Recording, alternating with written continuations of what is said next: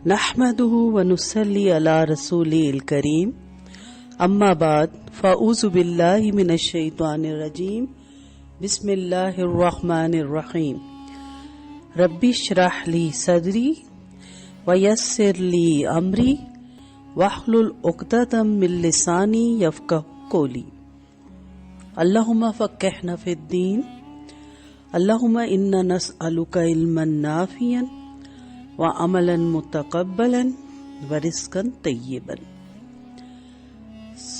بسم اللہ الرحمن الرحیم کے بعد ہم سب اس کو جانتے ہیں کہ ہمیں نماز میں کیا پڑھنا ہے، سورۃ فاتحہ۔ نبی کریم صلی اللہ علیہ وسلم کا فرمان ہے، جس شخص نے نماز میں سورۃ فاتحہ نہیں پڑھی، سورۃ فاتحہ اس کی نماز نہیں۔ حدیث سے معلوم ہوتا ہے کہ جو شخص بھی نماز میں ہو، خواہ اکیلا ہو یا جماعت کے ساتھ ہو، امام ہو یا مقتدی ہو، مقیم ہو یا مسافر ہو، فرض پڑھ رہا ہو یا نفل پڑھ رہا ہو، امام سورۃ فاتحہ پڑھ رہا ہو یا کوئی اور سورت بلند آواز سے پڑھ رہا ہو یا آہستہ، اگر اس سے سورۃ فاتحہ آتی ہو پھر بھی نہ پڑھے تو اس کی نماز نہیں ہے۔ اس کی تفصیل میں آگے ڈیٹیل سے بتاؤں گی۔ سیدنا عبیدہ بن صامت رضی اللہ عنہ روایت کرتے ہیں کہ ہم نماز فجر میں آپ صلی اللہ علیہ وسلم کے پیچھے تھے، آپ نے قرآن پڑھا، بس آپ پر پڑھنا بھاری ہو گیا۔ جب نماز سے فارغ ہوئے تو فرمایا، شاید تم اپنے امام کے پیچھے پڑھا کرتے ہو۔ ہم نے کہا، جی ہاں اے اللہ کے رسول۔ آپ صلی اللہ علیہ وسلم نے فرمایا، سوائے فاتحہ کی اور کچھ نہ پڑھا کرو، کیونکہ اس شخص کی نماز نہیں ہوتی جو سورۃ فاتحہ نہ پڑھے۔ یعنی سورۃ فاتحہ پڑھ کے دل میں پڑھ کے خاموش ہو جائیں، اور باقی پھر جو امام سب پڑھتے ہیں ان کے پیچھے آپ کی نماز ہو جاتی ہے۔ اکیلے کو تو ساری نماز خود پڑھنی ہے۔ ایک روایت میں یہ بھی ہمیں پتہ چلتا ہے کہ نبی کریم صلی اللہ علیہ وسلم نے فرمایا، میں اپنے دل میں کہتا تھا کہ قرآن کا پڑھنا مجھ پہ دشوار کیوں ہو رہا ہے، بس جب میں اونچی آواز سے پڑھوں جہری نماز میں تو قرآن سے سورۃ فاتحہ کے سوا کچھ بھی نہ پڑھو۔ سیدنا ابو ہریرہ رضی اللہ عنہ بیان کرتے ہیں کہ آپ صلی اللہ علیہ وسلم نے فرمایا، جس شخص نے نماز پڑھی اور اس میں سورۃ فاتحہ نہیں پڑھی بس وہ نماز ناقص ہے، پوری نہیں۔ سیدنا ابو ہریرہ رضی اللہ عنہ سے پوچھا گیا کہ ہم امام کے پیچھے ہوں پھر بھی پڑھیں؟ تو سیدنا ابو ہریرہ رضی اللہ عنہ نے کہا کہ ہاں، تو اس کو دل میں پڑھ۔ سیدنا انس رضی اللہ عنہ فرماتے ہیں کہ آپ صلی اللہ علیہ وسلم نے اپنے صحابہ رضی اللہ عنہما کو نماز پڑھائی، فارغ ہو کر ان کی طرف متوجہ ہو کر پوچھا، کیا تم اپنی نماز میں امام کی قرات کے دوران پڑھتے ہو؟ سب خاموش رہے۔ 3 بار آپ نے ان سے پوچھا تو انہوں نے جواب دیا، جی ہاں ہم ایسا کرتے ہیں۔ تو آپ صلی اللہ علیہ وسلم نے فرمایا، ایسا نہ کرو، تم صرف سورۃ فاتحہ دل میں پڑھ لیا کرو۔ ان احادیث سے ثابت ہوا کہ مقتدیوں کو امام کے پیچھے چاہے وہ بلند آواز سے قرات کرے یا نہ کرے، الحمدللہ جو سورۃ فاتحہ ہے ضرور پڑھنی چاہیے۔ سورۃ فاتحہ کی فضیلت پہ بولنے کے لیے تو عمریں چاہیے، اور ہماری ایسی ہزار عمریں بھی ناکافی ہیں۔ مختصر سا جانتے ہیں کہ سورۃ فاتحہ کی فضیلت کیا ہے، اور 5 وقت اور اس کے علاوہ بھی نوافل اور بھی نمازوں میں آپ دن میں 45 یا 50 یا 55 دفعہ یہ پڑھتے ہیں، اور اس کے بغیر آپ کی کوئی رکعت نہیں ہوتی۔ قرآن کریم کی یہ نہایت اہم ابتدائی سورت ہے۔ سورۃ فاتحہ رحمت اور حکمت کے خزانے کھولنے والی ہے۔ اسی سے آپ جانتے ہیں قرآن کریم کا آغاز ہوتا ہے۔ فاتحہ کے معنی ابتدا کرنے والی بھی ہے، شروع کرنے والی بھی ہے، چونکہ قرآن اسی سے شروع ہوتا ہے، نماز بھی اسی سے اس کا آغاز ہوتا ہے، اس لیے اس کا مشہور نام فاتحہ ہے۔ بہت سے نام ہیں، اس پہ میں نہیں جاؤں گی، وہ تفسیر کا الگ ایک لیکچر ہوتے ہیں۔ ابھی ہم صرف یہ جاننے کی کوشش کرتے ہیں کہ سورۃ فاتحہ کو جب ہم نماز میں پڑھتے ہیں تو اس کا کیا ہمیں فائدہ ہوتا ہے۔ مسلم اور نسائی کی حدیث میں ہے کہ آپ صلی اللہ علیہ وسلم کے پاس ایک مرتبہ حضرت جبرائیل علیہ السلام بیٹھے ہوئے تھے کہ اوپر سے ایک زوردار دھماکے کی آواز آئی۔ جبرائیل علیہ السلام نے اوپر دیکھ کر فرمایا، آج آسمان کا وہ دروازہ کھلا جو کبھی نہیں کھلا تھا۔ پھر وہاں سے ایک فرشتہ آپ صلی اللہ علیہ وسلم کے پاس آیا اور کہا، خوش ہو جائیے، 2 نور آپ کو ایسے دیے گئے ہیں کہ آپ سے پہلے کسی نبی کو نہیں ملے۔ سورۃ فاتحہ اور سورۃ بقرہ کی آخری آیتیں ایک ایک حرف پر نور ہے۔ آپ جب کبھی ان دونوں میں سے کوئی کلمہ تلاوت کریں گے تو آپ کو طلب کردہ چیز ضرور عطا کی جائے گی۔ کتنی خوبصورت روایت ہے۔ جو آپ یہ سورۃ فاتحہ دن میں 55 دفعہ جو پڑھتے ہیں تو آپ سوچیں کہ پھر بھی ہمیں سکون کیوں نہیں، پھر بھی ہمارے گھروں میں بے سکونیاں کیوں ہیں۔ اس کی وجہ یہ ہے کہ ہمیں اس کی فضیلت اور اس کے میننگز اور جو ہم اللہ سے اس میں عہد کر رہے ہوتے ہیں اس کا پتہ ہی نہیں۔ نبی کریم صلی اللہ علیہ وسلم کا ارشاد ہے، ابلیس کو اپنے اوپر نوحہ زاری اور سر پر خاک ڈالنے کی 4 مرتبہ نوبت آئی۔ اول جب کہ اس پر لعنت ہوئی، دوسرا جب کہ اس کو آسمان سے زمین پہ ڈالا گیا، تیسرا جب کہ آپ صلی اللہ علیہ وسلم کو نبوت ملی، اور چوتھا جب سورۃ فاتحہ کا نزول ہوا۔ حضرت ابو ہریرہ سے روایت ہے کہ آپ صلی اللہ علیہ وسلم نے فرمایا، اللہ فرماتا ہے کہ میں نے اپنے اور اپنے بندے کے درمیان نماز کو آدھا آدھا تقسیم کیا، اس کا نصف میرے لیے ہے اور نصف میرے بندے کے لیے، اور میرے بندے کو وہ چیز ملے گی جس کی وہ طلب کرے گا۔ آپ کا فرمان ہے کہ جب بندہ الحمدللہ رب العالمین کہتا ہے، انشاءاللہ اس کی تفسیر میں آپ کو بتاؤں گی کہ وہ کیا الفاظ ہوتے ہیں، کہ اللہ تعالیٰ آگے سے فرماتے ہیں، حمدینی عبدی، میرے بندے نے میری تعریف کی، جبکہ ہم نے رٹے رٹائے کچھ الفاظ بولنے ہوتے ہیں اور ساتھ ہی ولدالین آمین کر کے ہم نے رکوع میں چلے جانا ہوتا ہے۔ ہمیں پتہ ہی نہیں ہوتا کہ میرا رب جواب دیتا ہے، لیکن کس کو؟ جو پورے شعور کے ساتھ یہ الفاظ کہتا ہے۔ وہ شعوری بات آگے چل کے آپ کو بتاؤں گی۔ وہ الرحمن الرحیم کہتا ہے تو اللہ فرماتا ہے، اثنا علی عبدی، میرے بندے نے میری خوب حمد و ثنا کی۔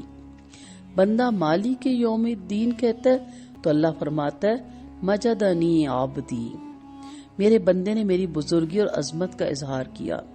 بندہ کہتا ہے، ایاک نعبد و ایاک نستعین، تو اللہ فرماتا ہے، ھذا بینی و بین عبدی ولعبدی ما سأل، یعنی یہ میرے اور میرے بندے کے درمیان تقسیم ہے، اور میرے بندے کے لیے میرے پاس وہ چیز موجود ہے جس کی وہ درخواست کرے۔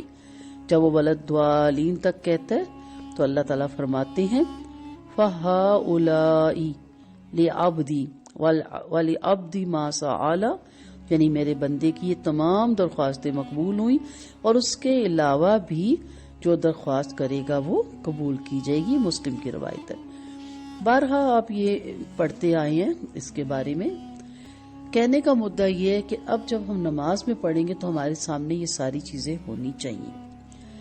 سورۃ فاتحہ کی اہمیت اور فضیلت کا آپ اس سے اندازہ لگائیں کہ یہ ایک اصول ہے دنیا کا بھی، کہ جو بات زیادہ اہم ہوتی ہے وہ سب سے پہلے جگہ پاتی ہے۔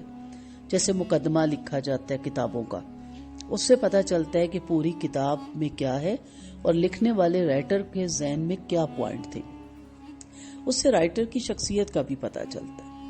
اسی اصول کے مطابق قرآن کی 114 صورتوں میں یہ شرف سورۃ فاتحہ کو حاصل ہے کہ اس کی جگہ قرآن کے پہلے صفحے پہ قرار پائی۔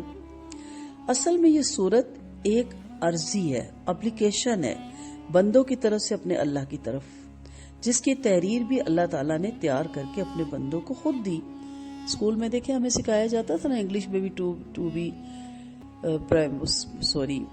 باخدمہ جناب، اور اردو میں بھی سکھایا جاتا تھا، ہیڈ مسٹر صاحبہ یا پرنسپل صاحبہ، فدوی کو بخار ہے۔ تو ہمیں کیوں سکھائی جاتی تھی کہ جب بھی آپ اپنے استاد سے چھٹی مانگیں گے تو آپ کس طرح احترام سے مخاطب ہوں گے۔ تو یہ خود رب نے تحریر سکھائی کہ جب آپ نے مجھ سے کچھ مانگنا ہے تو کس طرح مجھے مخاطب کرنا ہے۔ یہ عرضی اس شخص کے لیے جو قرآن کی تلاوت کرے، اس کے لیے خاص ہدایت دی گئی کہ وہ اس کتاب کو اپنے پچھلے خیالات اور نظریات سے خالی ذہن ہو کر خالص طالب حق اور رائے راست کی جستجو کے لیے پڑھیں۔ یہ جو سورت ہم نماز میں پڑھتے ہیں اس کی حیثیت قرآن کے اصل متن کی سی ہے، اور باقی الف لام میم سے لے کر والناس تک پورا قرآن اس کی شرح کہہ لیں، اس کی تشریح کہہ لیں، کیونکہ پورے قرآن کا مطلب ایمان اور عمل صالح ہے، اور ایمان اور عمل صالح کے بنیادی اصول اسی صورت میں بیان کر دیے گئے ہیں۔ آج کی کلاس میں سورت فاتحہ کا ترجمہ دیکھ لیتے ہیں، اور اس کے بعد اگلی کلاس میں انشاءاللہ ہم ایک ایک آیت کو کھول کے اپنی علم کی بنا پہ جو رب نے توفیق دی ہے اسے سمجھنے کی کوشش کریں گے، تاکہ جب اب ہم نماز میں سورت فاتحہ پڑھیں تو ہمیں معلوم ہو کہ ہم رب سے جو کہہ رہے ہیں کیا اس پہ عمل بھی کرنے ہیں، یا یہ صرف ایک پوئم کی صورت میں ہم نے یاد کر لی اور جا کے ٹیچر کو سنا دی، اور نہ سنانے والے کو پتا ہے کہ ہمیں کیا سنایا ہم نے، اور نہ سننے والے کو پتا ہے، وہ بس رائٹ مار دیا۔ یہاں رب کی ذات ہے اور اس کا بندہ ہے، اس کا بندہ اپنے رب سے جو کہتا ہے، اگر بندہ توجہ نہیں دیتا تو رب بھی توجہ نہیں دیتا۔ رب جانتا ہے دلوں کے بھید، نیتوں کو۔ تو اس ترجمہ دیکھ لیتے ہیں اور نیکسٹ کلاس میں ہم اس کی تفسیر دیکھ لیں گے، تاکہ آئندہ جب ہم سورۃ فاتحہ پڑھیں تو پورے شعور کے ساتھ پڑھیں۔ بسم اللہ الرحمن الرحیم۔ الحمد، تمام تعریفیں، للہ، اللہ کے لیے، ربی، رب ہے، العالمین، سارے جہانوں کا، الرحمن، بڑا مہربان، الرحیم، بار بار رحم کرنے والا، مالکی، مالک ہے، یومی، دن کا، الدین، بدلے کے، یا صرف کا تیری ہی، نعبدو، ہم عبادت کرتے ہیں، وا اور یا صرف، کا تجھی سے، نستعین، ہم مدد چاہتے ہیں، اہدنا، دکھا ہمیں، الصراط، راستہ، المستقیم، سیدھا، صراطہ، راستہ، الذین، ان لوگوں کا، انعمت، انعام کیا تو نے، علی، اوپر، ہم، ان کے، غیری، نہ کے، المغضوب، غضب کیا، علی، اوپر، ہم، ان کے، وا اور، لانا، الضالین، بھٹکوں کا۔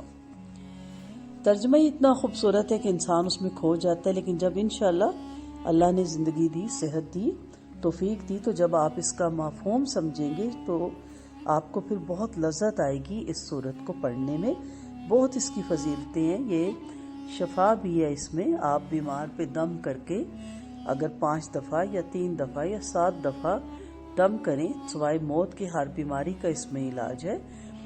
تو اس پہ میں زیادہ ڈیٹیل سے نہیں جا رہی، اصل دیکھنا یہ ہے جو ہمارا اصل ٹاپک ہے، وہ ہے نماز، کہ نماز میں جب ہم پڑھتے ہیں تو اس وقت ہماری کیا کیفیت ہوتی ہے۔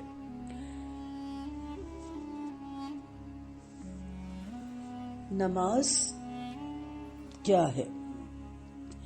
نماز جب کوئی شخص مکمل حوالگی کے ساتھ اللہ کی طرف بڑھتا ہے تو اس کے بالکل قدرتی نتیجے کے طور پر اس کی پوری زندگی ذکر اور دعا میں تبدیل ہو جاتی ہے۔ اس ذکر اور دعا کی ایک مخصوص صورت کا نام نماز ہے۔ جب آپ کو اللہ سے محبت ہوتی ہے، آپ اپنے آپ کو اللہ کی سپرد کرتے ہیں، پھر ملاقات کا دل کرتا ہے، بات کا دل کرتا ہے، تو پھر انسان کے لیے نماز رکھی گئی۔ اسی لیے نماز مومن کی معراج کہا گیا۔ اس میں وہ اپنے رب سے اپنے دل کی باتیں کہتا ہے۔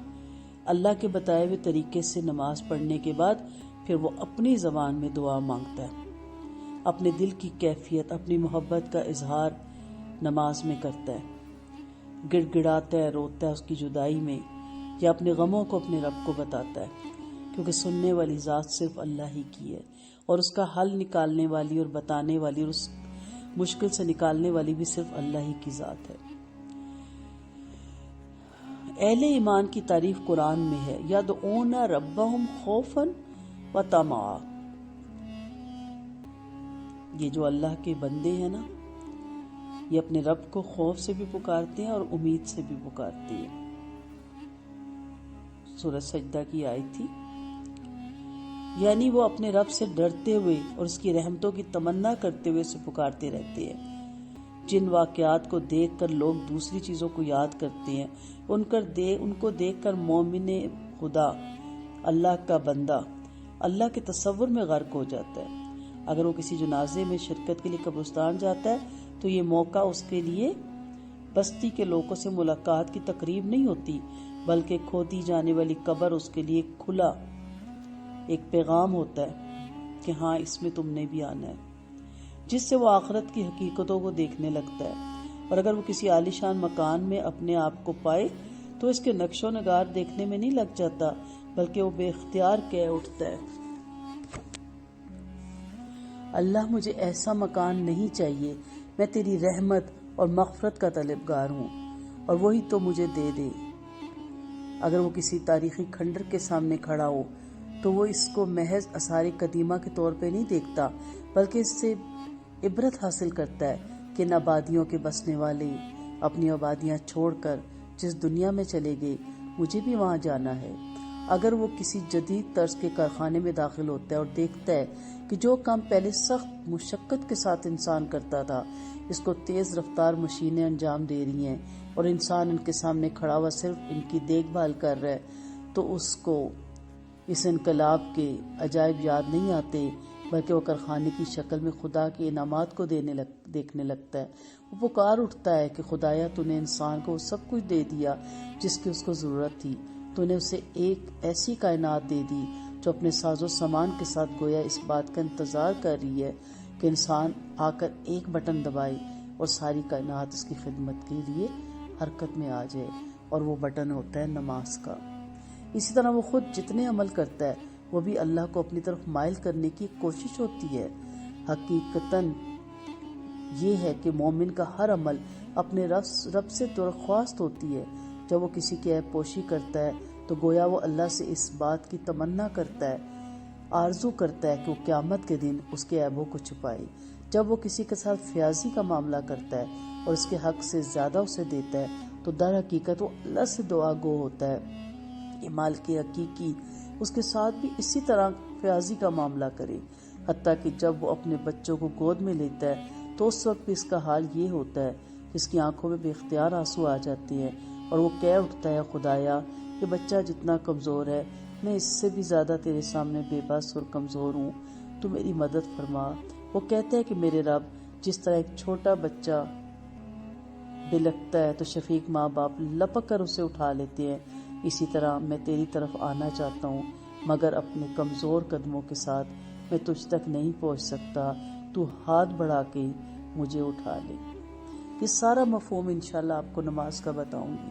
یہ جو فریاد ہے نا یہ عرضی ہے، اس کے میننگز انشاءاللہ اگلی کلاس میں ہم تفصیل سے سنیں گے کہ ہم کیا کہہ رہے ہیں اپنے رب سے، کہ اللہ ہم بڑے کمزور ہیں، ہمیں بھٹکوں میں نہ ڈال دینا، ہم بڑے کمزور ہیں، ان لوگوں میں نہ شامل کر دینا جن پہ تیرا غضب ہوا، اور سلام پھیر کے ہر وہ کام کرتے ہیں جو اس کے غصے کا سبب بنے، اس کی ناراضگی کا سبب بنے، اس کے غضب کا سبب بنے۔